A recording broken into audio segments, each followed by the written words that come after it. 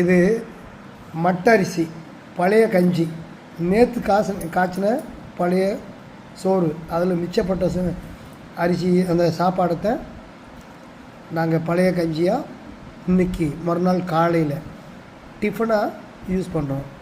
இந்த மட்ட அரிசி இந்த சாதத்தை பார்த்திங்கன்னா பழைய சோறு நல்லா டேஸ்ட்டாக இருக்குது. நாங்கள் டெய்லி இது தான் வாங்கி சாப்பிடக்கூடிய ஒரு நல்ல வாய்ப்பு. அதில் இந்த வெள்ளையாக தெரிகிறது தயிர் போட்டிருக்கிறோம்.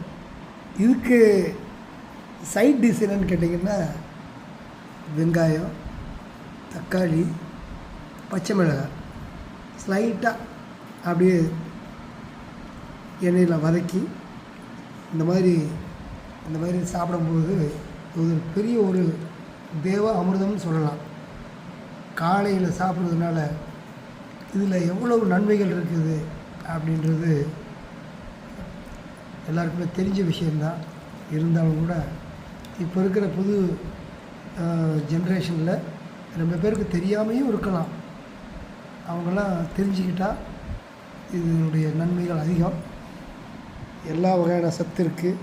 கால்சியம், புரோட்டீன், மற்ற சத்து வகைகள் எல்லாமே இருக்குது. எந்த ஒரு சைடு எஃபெக்ட் இல்லை, எந்த ஒரு நோயும் வராது இந்த மாதிரி சாப்பிட்டோம்னா. இது காலையில் மார்னிங் டிஃபன் இன்றைக்கி நம்ம சாப்பிட போகிறது.